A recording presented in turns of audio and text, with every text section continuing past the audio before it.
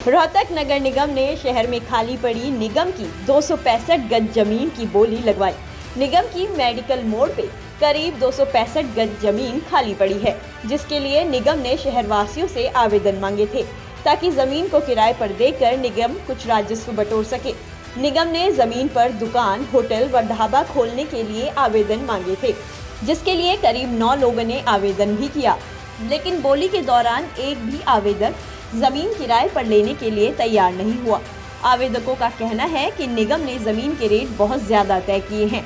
265 गज जमीन के लिए महीने का 10 लाख रुपए किराया बांधा गया है, जिसे चुका पाना किसी के बस की बात नहीं है। ऐसा है मैडम कि जो कारपोरेशन ने इसका रिजर्व प्राइस रखा था वो इतना ज़्यादा था, जो जब 10 टाइम्स जो पहले चल रहा था वो सिर्फ 75,000 रुपये था।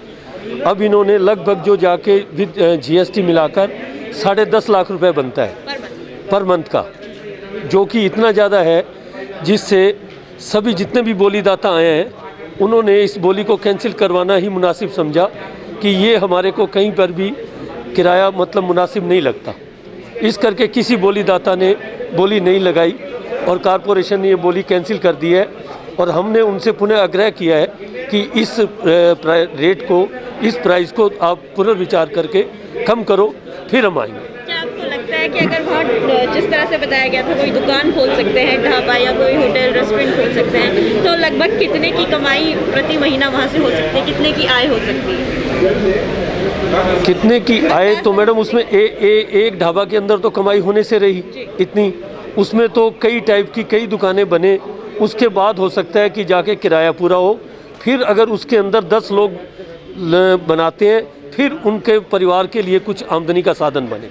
निगम अधिकारियों द्वारा रोहतक के दमकल विभाग में इस बोली का आयोजन किया गया था, लेकिन किसी भी आवेदक द्वारा बोली नहीं लगाई गई, जिस कारण निगम को बोली रद्द करनी पड़ी।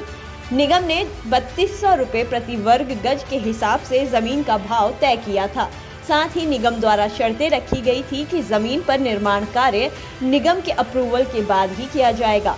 यह एग्रीमेंट केवल 3 साल के लिए मान्य होगा व हर साल किराए में 10% की वृद्धि की जाएगी। इसमें है ना 9 आवेदन आए थे जिन्होंने सिक्योरिटी डिपॉजिट की, पर बोली किसी ने नहीं दी।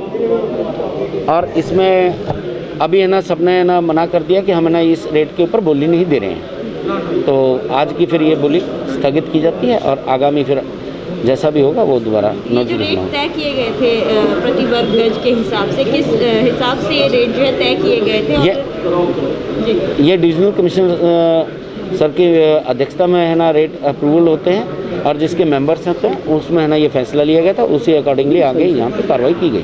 अब आगे आप लोग क्या कार्रवाई करेंगे? क्या दोबारा से बोली रखी जाएगी, दोबारा से नाम मांगे जाएंगे? और अगर ऐसा नहीं होता है तो क्या उस 265 गज जो जमीन खाली पड़ी है नगर निगम की, उसको कैसे उपयोग में लाएंगे? नहीं, इसकी जल्द ही है ना दोबारा प्रक्रिया अडॉप्ट की जाएगी और इसके उच्च अधिकारियों को और कमेटी को इन्फॉर्म कर दिया जाएगा कि ऐसे बोली रखी गई थी और उसमें कोई भी बोली नहीं दी गई है। तो सभी लोग रेट ज़्यादा की बात कर रहे थे, बता रहे थे कि पिछली बार तो 75,000 था और इस बार इतना ज़्यादा रेट है। तो क्या ये रेट उस समय के हिसाब से था और आज के समय में इतना ज़्यादा कैसे हो गया?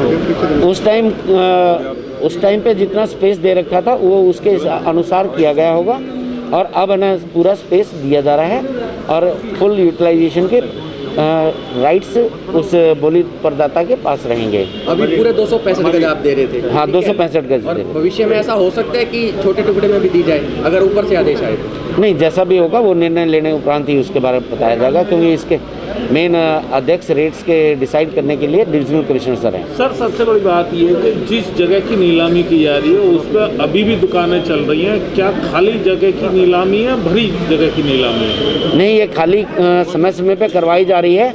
अस्थायी लगता है कि अस्थायी है ना रेडी वाले या कोई उधर जाके ना अपना सामान रख देते हैं, तो वो है ना समय समय पर हटाए जाते हैं और उसको खाली करके ही आगे की हैंड ओवर की जाएगी।